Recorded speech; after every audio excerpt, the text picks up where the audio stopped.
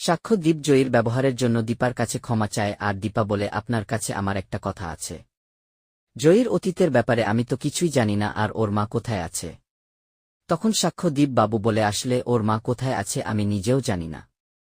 এদিকে রূপা তার মায়ের সঙ্গে দেখা করতে পারছে না এবং তার মায়ের সঙ্গে খারাপ ব্যবহার করছে জন্য ঘরে বসে একা একা কান্না করতে থাকে।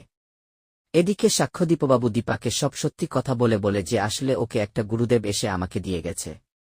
তখনও দীপা উত্তেজিত হয়ে সাক্ষ্যদীপ বাবুকে বলে ওর আসল নাম কি জয়ী না অন্য কিছু আছে। আর ও কি নিজের নাম টেনে কখনো কথা বলতো কিন্তু আমার মন বলছে ও আমার হারিয়ে যাওয়া মেয়ে রূপা। দীপা সাক্ষ্যদীপের সঙ্গে যা যা কথা বলছে সবই শুনতে পায় রূপা। তখন রূপা এসে দীপার সামনে দাঁড়ালে তখন দীপা রূপাকে জড়িয়ে ধরে আর রূপা মামা বলতে থাকে আর কান্না করতে থাকে। আর ঠিক সেই সময় একটা বাজির আওয়াজ হলে দীপকের ছেড়ে দিয়ে সরে দাঁড়িয়ে বলে কে গুলি চালালো। তখন সাক্ষ্য দীপের মা বলে বাহিরে বাচ্চারা বাজি ফুটাচ্ছে। তখন রূপা কথাটা ঘুরিয়ে দিয়ে বলে আমি একটা গরিব পরিবারের জন্ম নিয়েছিলাম, তাদের সঙ্গে আমি দুবাইতে গিয়েছিলাম, কিন্তু তারা সেখানে মারা যায় আর আমি এখানে এসে পড়েছি।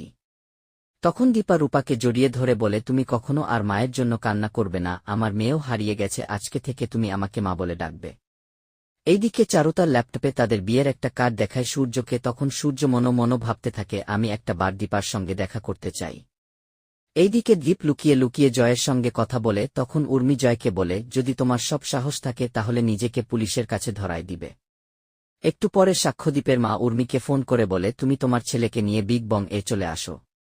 এদিকে দীপা রূপার পুরনো ছবি দেখে খুব মিস করছে। তখনই সূর্য ফোন করে বলে জয়ী কেমন আছে। তারপরে সূর্য দীপাকে বলে তুমি আমার সঙ্গে একটু দেখা করবে। আর ঠিক সেই মুহূর্তেই সেখানে চারু চলে আসলে সূর্য ফোনটা রেখে দেয়, সেইটা দীপা বুঝতে পারে। তখন দীপা ভাবে আমি আপনাকে কিভাবে ডিভোর্স দিব। পরের দিন সকালে বিগ বাং এ দীপাকে সবাই ওয়েলকাম জানাই আর বলে আমরা বিশ্বাস করি যে তুমি নির্দোষ, তাই আমরা সবাই তোমার পাশে আছি।